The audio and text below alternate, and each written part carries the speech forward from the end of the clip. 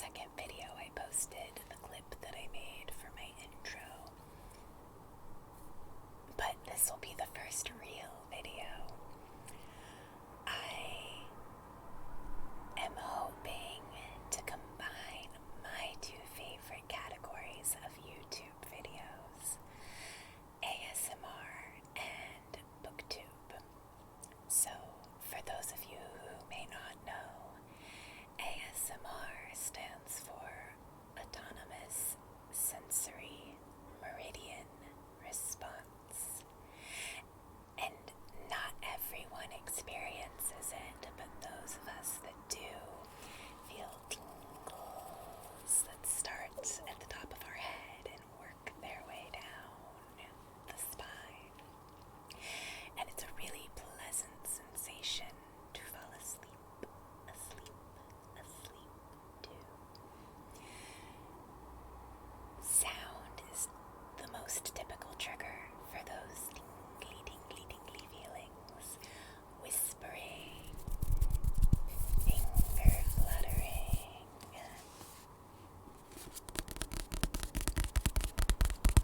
tapping are all really common ASMR triggers. The other thing that I personally like using ASMR for is to distract me from the racing thoughts that make it so that I have a hard time falling asleep.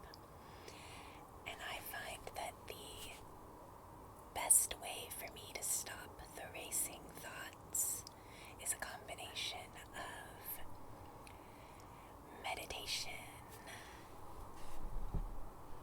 a nice herbal tea,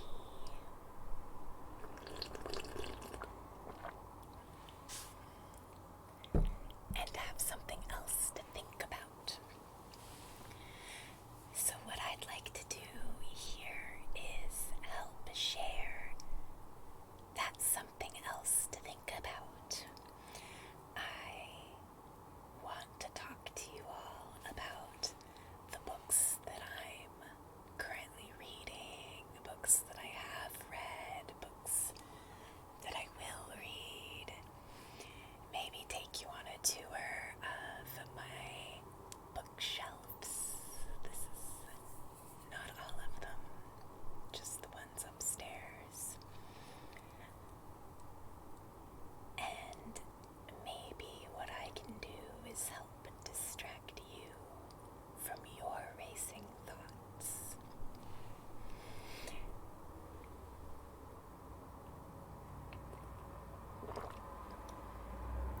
And if ASMR is not your cup of tea, then maybe you can at least enjoy the books with me. So, that's what we're doing here.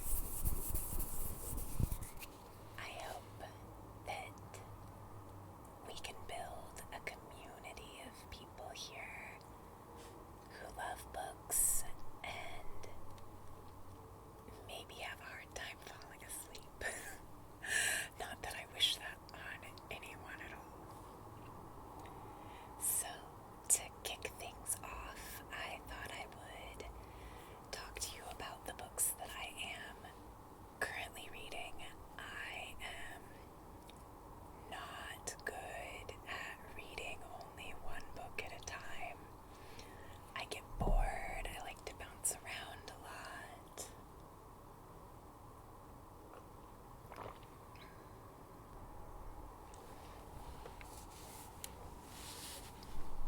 So, the books that I am currently reading, let's see. Should I show you what I'm most actively reading or what I started? I'm going to show you what I'm most actively reading, and we'll go from most to least.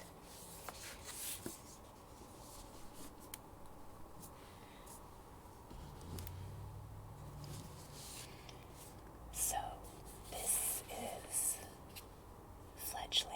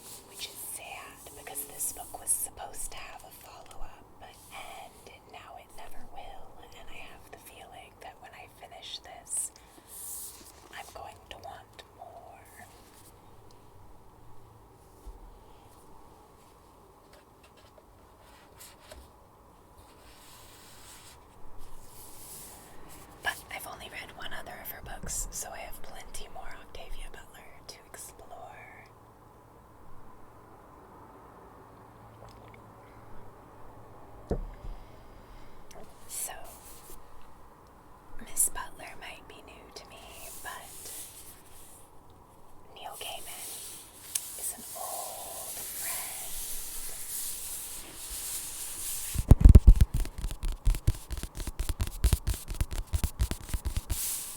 So this is Fragile Things. This is a collection of short stories. And to be honest, I'm not usually a fan of short stories, but I am a huge fan of Neil Gaiman. If you look on the shelf behind me, right here is the rest of my Neil Gaiman. He's got to be stacked vertically because otherwise he takes up too much space. And I have rather limited room on these shelves. It's a constant struggle. So Fragile Things, I believe, was published in 2006 or 8. It's totally possible that I'm wrong. Some of the stories he wrote much earlier than that. I have enjoyed them so far. Some of them are very creepy.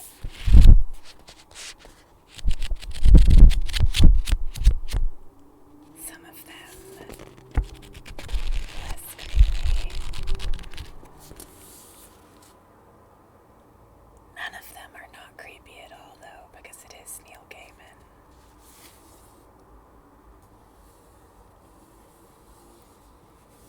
So there's 32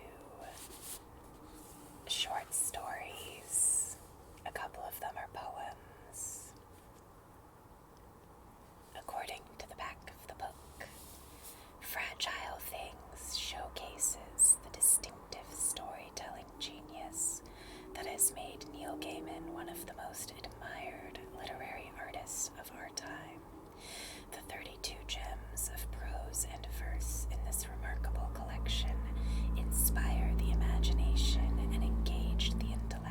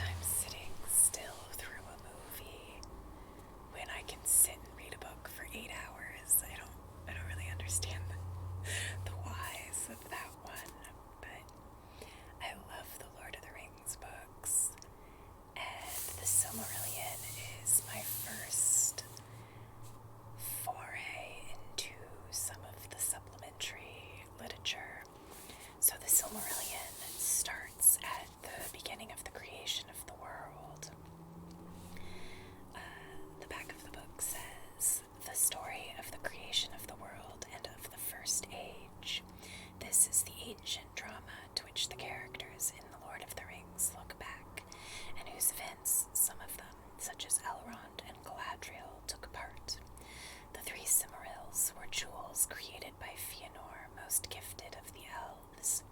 Within them was imprisoned the light of the two trees of Valinor, before the trees themselves were destroyed by Morgoth, the first Dark Lord. Thereafter, the unsullied light of Valinor lived in only the Cimmerals, but they were seized by Morgoth and set in his crown, which was guarded in the impenetrable fortress of Ogbond, in the north of Middle-earth. The Silmarillion is the history of the rebellion of Fëanor and his kindred against the gods, their exile from Valinor and return to Middle-earth, and their war, hopeless despite all their heroism against the great enemy.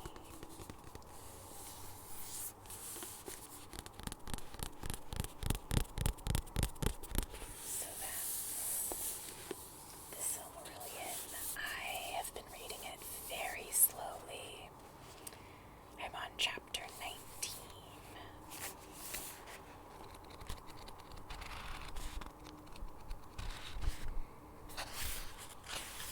So this is another one where I have about 150 pages to go. And I anticipate it taking me probably a few more months, because even though I love Lord of the Rings, this writing style is most closely akin to reading the Bible, to be honest. It's very dense. The font is very small. There's a lot at the beginning of lineage charts.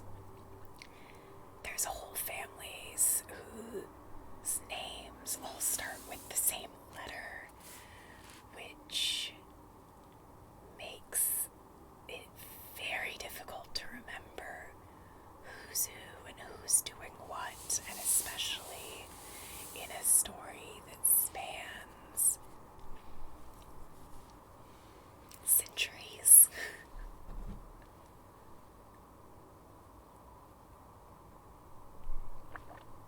I do really like it, though. So that'll take me a while yet.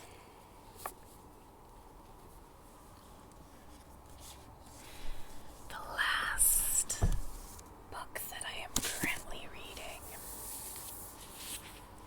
Joseph Campbell, The Hero with 1,000 Faces.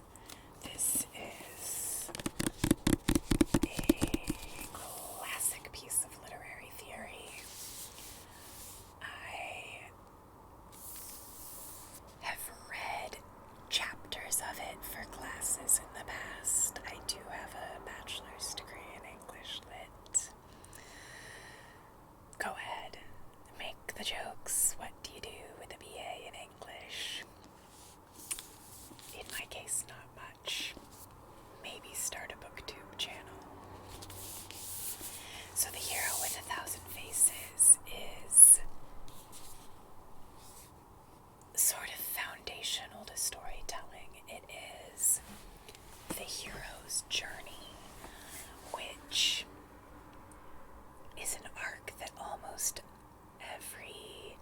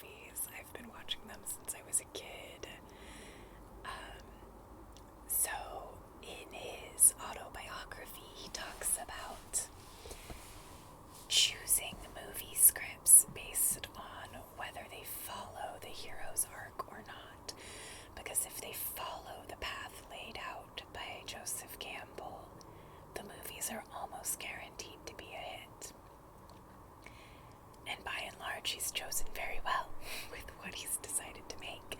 So I decided to finally pick up the book and start reading it.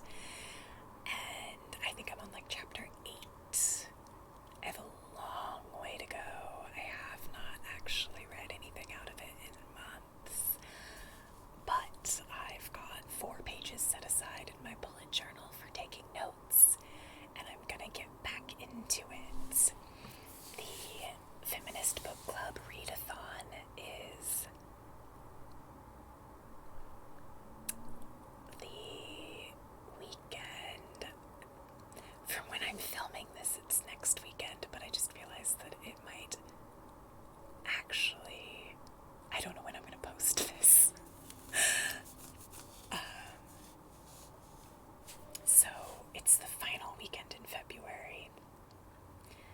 So I plan on doing a lot of reading, and I'm very excited about that. So I'm kind of saving. I'm going to read some of it next weekend. The other thing that I'm going to read